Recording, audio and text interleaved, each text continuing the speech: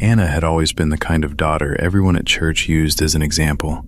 She showed up early to help with Mass, arranged the candles, sang in the choir, and still kept up with nursing school without ever complaining. In the church hallways, the older ladies whispered that she seemed born to serve God.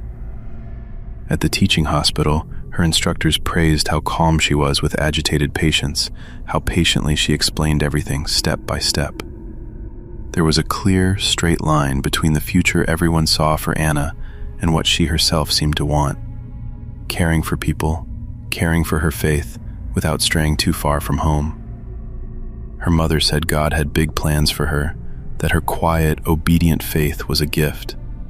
Her father, more reserved, just kept saying the important thing was not to stray from the path. They didn't talk much about what lay outside that path. They had only ever learned to fear what they didn't understand. It was on a Sunday dawn that something quietly stepped off that straight line. Anna came back from a youth vigil with a headache and a tiredness that didn't match her age.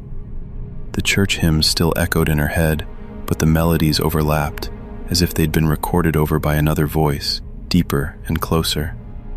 She said she was going to sleep just a little before the 8 o'clock Mass. When her mother went into the bedroom to wake her, she found Anna sitting up in bed, eyes open, staring into the darkest corner of the room. She wasn't blinking. "Sweetheart?"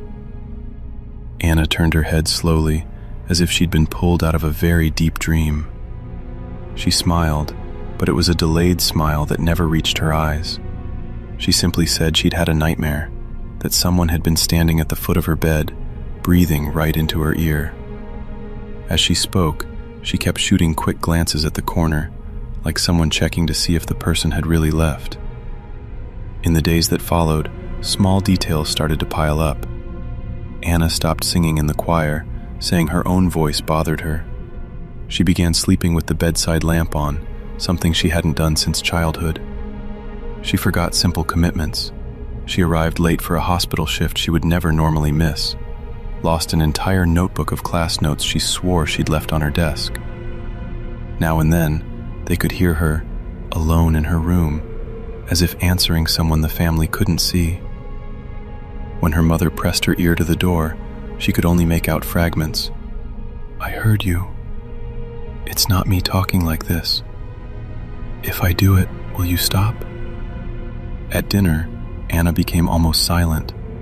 Her mother tried to talk about college, her father asked about church, but Anna answered with short phrases, like she was saving her voice for another conversation, somewhere else. Sometimes, in the middle of a sentence, she would stop halfway through a word, as if someone had cut the thought in half. Her mother went to see the parish priest. In the rectory kitchen, over coffee and simple cake, she poured out her worries in tangled sentences. He said it might just be stress, that school, hospital shifts, and church together could weigh on anyone. He also suggested Anna see a doctor, just to rule out anything serious. He reminded her that for years, the church had recommended psychiatric evaluation before talking about anything spiritual. The doctor came first.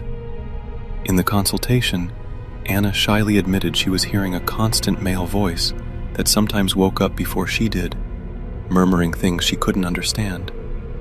Sometimes the voice laughed when she prayed.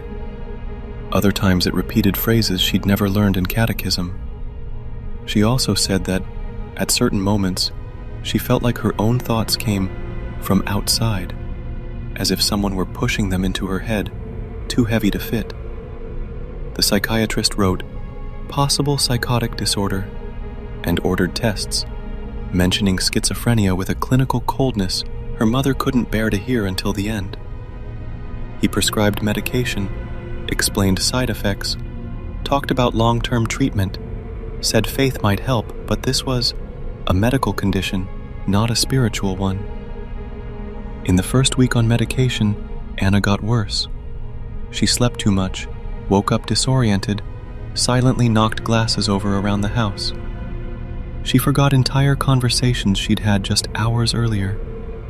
She started avoiding not just church, but anything that reminded her of the sacred.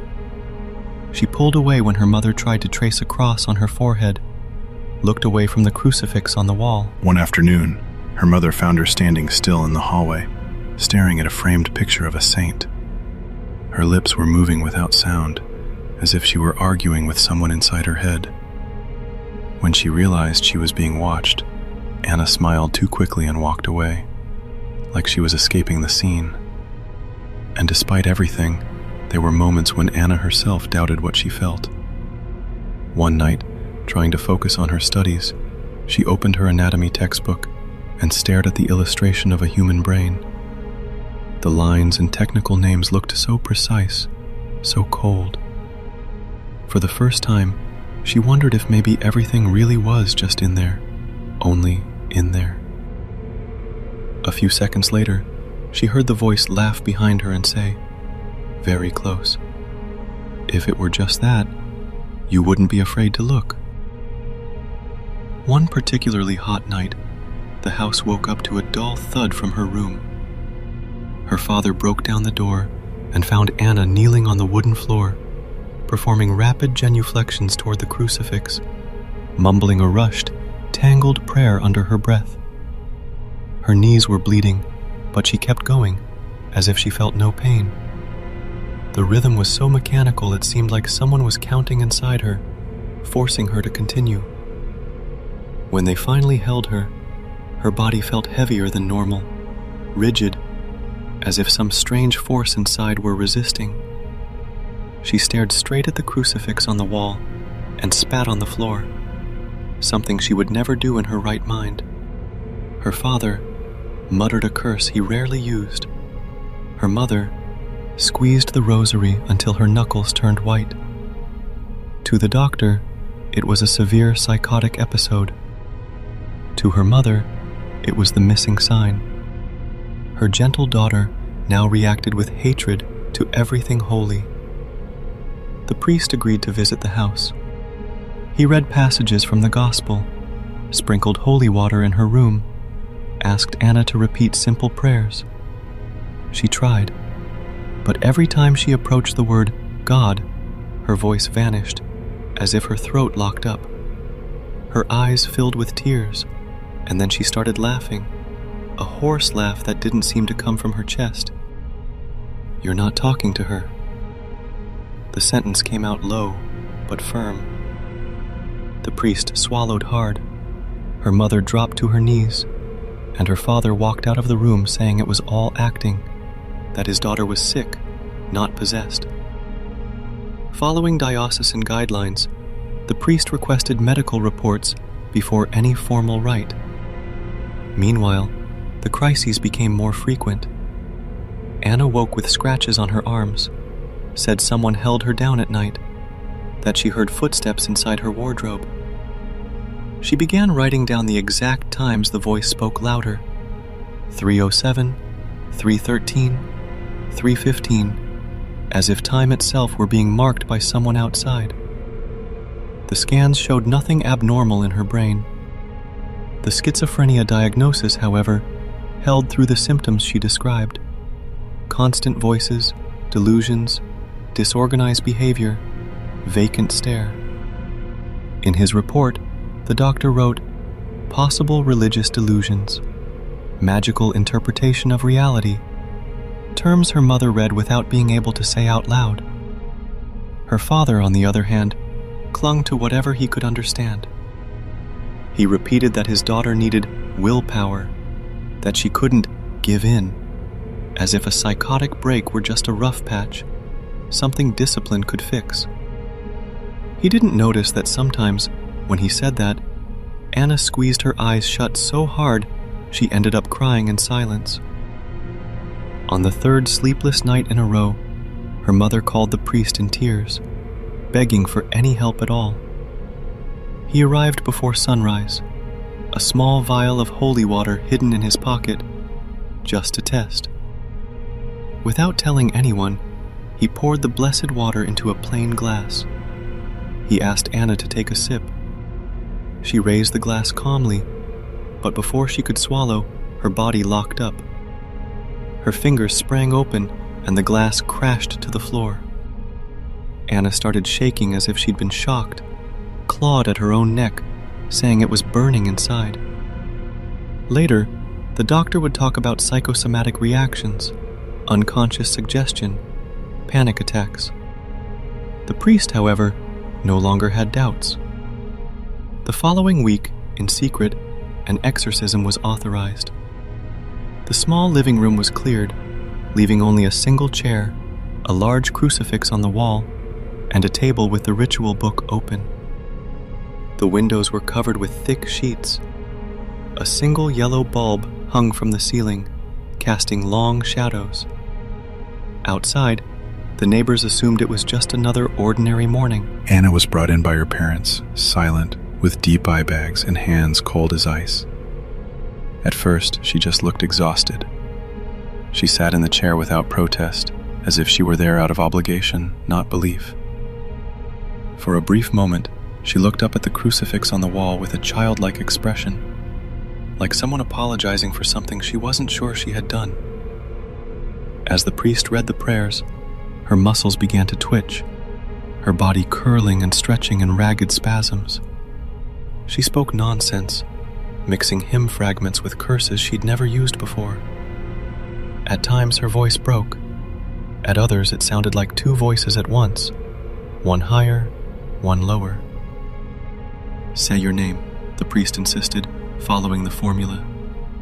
"She already has one," came the reply, with a short smile that didn't look like hers. At one point, when the priest raised the crucifix toward her, Anna stared straight at it, and the voice that came out wasn't hers. Deeper, slower. It said they were wasting their time, that what had started in her mind would end in her flesh, that no one there had the authority to cast anything out. Her mother wept. Her father trembled despite denying it.